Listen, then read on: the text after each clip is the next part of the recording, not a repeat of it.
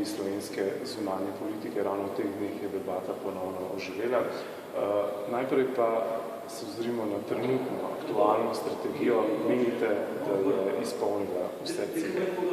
Torej, slovenska zunanja politika je že zdavnaj izpolnila cilje. To je bilo takrat, ko smo imeli strategijo slovenske zunanje politike, Bog mu dobro z Drnovškom na čelo, od takrat naprej pa tega več nimamo.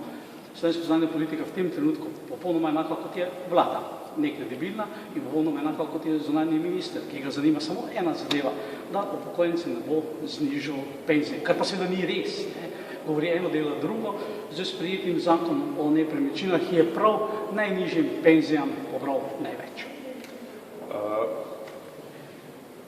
Kaj bi po vašem mnenju morale biti ključne spremembe v novi zunanji politični strategiji Slovenije v primerjavi z aktualno in kako to izvesti glede na nezavidljivo finančno situacijo?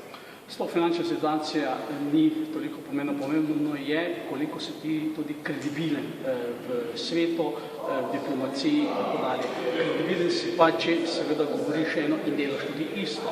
Nekredibilen pa postaneš, če govoriš doma eno, zunaj pa delaš drugo.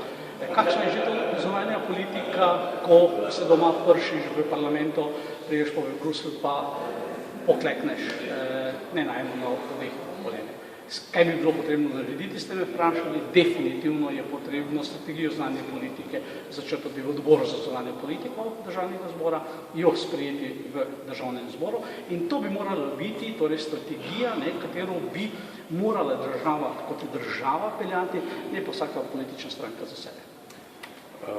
Bila je podana tudi pobuda, da bi države, naslednice nekdanje Jugoslavije, oblikovale neke vrste skupno mrežo veleposlaništev po svetu in na ta način racionalizirali svoje stroške. No, pogledajte, Slovenija bi se morala zavedati, da ima domovino kot domovino Republiko Slovenijo, širša domovina je Evropa in seveda tu že imamo možnost, da bi že zdavnaj lahko naredili. Vendar je seveda nujno potrebno povedati, da bi se mi morali bistveno bolj ukrepiti na gospodarskem področju, torej na zunanjem političnem področju, na gospodarskem, potem seveda na ostalih, kot je recimo misijah in kot je recimo človekove pravice. Vsega tega žal naša zunanja politika nima. To je ena izmed možnosti, ena izmed ali ne, ki bi lahko tudi uporabljena. Ne nazadnje, še veliko nepremičnin je nerazdeljeni in bi se lahko to koristili. Povejte vi meni, kakšna je zunanja politika, če nek diplomat po 6.000 in več evrov mesečno da za najem prostorov. Pa tega navadna kokoš ne ve dela. To je bil punchline. Hvala. To je vam.